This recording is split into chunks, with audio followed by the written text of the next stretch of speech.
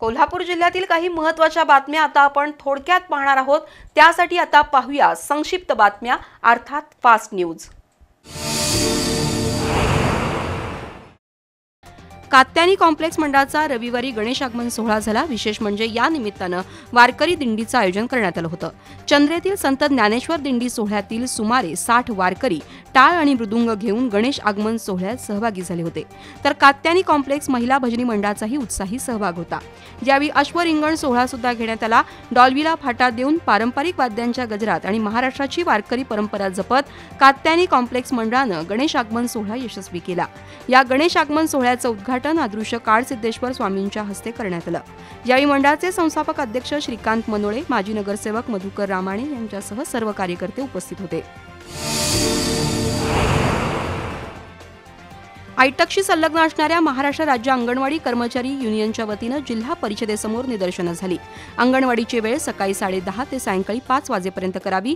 मातृवंदन योजनेचं काम अंगणवाडी सेविकांवर लादू नये। थकीत प्रोत्साहन आणि प्रवास भत्ता मिळावा। अंगणवाडी कर्मचाऱ्यांना वेळेत मानधन द्यावं। कर्मचाऱ्यांवर दबाव टाकणाऱ्या अधिकाऱ्यांवर कारवाई करावी अशा मागण्या करण्यात आल्या। जिल्हा परिषदेसमोर जोरदार घोषणाबाजी करून महिला बालकल्याण विभागाचे कार्यक्रम अधिकारी सुजितकुमार इंगवले यांना निवेदन देण्यात आलं।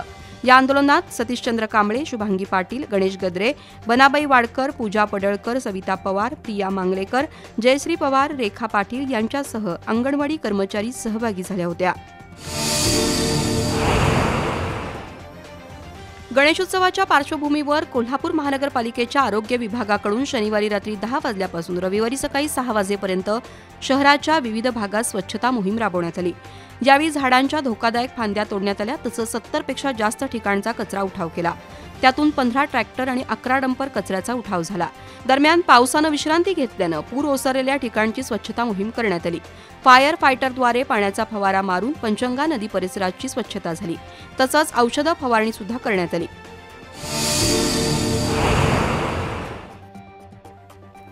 करवीर साहित्य सभा आणि चाटे स्कूलच्या वतीनं दुसरं राज्यस्तरीय काव्य संमेलन झालं। त्यामध्ये राज्यातील 120 कवी सहभागी झाले होते।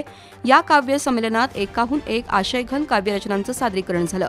संमेलनाचे अध्यक्ष कवी शीतल शेट्टे यांनी नवकवींना मार्गदर्शन केलं। यावेळी चाटे समूहाचे संचालक प्राध्यापक भारत खराटे यांनी वाचन संस्कृती वाढण्याची अपेक्षा व्यक्त केली।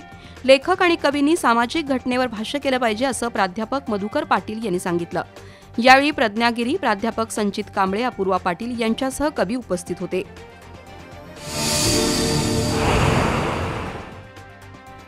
बाल रंगभूमी परिषदेनं आयोजित केलेल्या अभिनय स्पर्धेची प्राथमिक फेरी अलंकार अकादमी इथं पार पडली।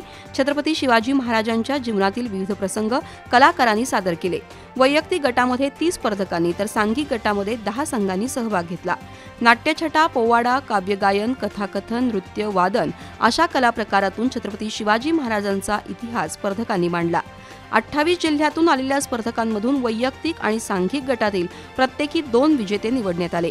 ही स्पर्धा यशस्वी करण्यासाठी डॉ. संजय पाठारे, अविनाश देशमुख, महेश सोनुले, वेदा सोनुले, शिरीष विचारे, अरविंद कोळी, भाग्यश्री चरणकर, अविनाश गायकवाड यांच्यासह कलाकारांनी परिश्रम घेतले।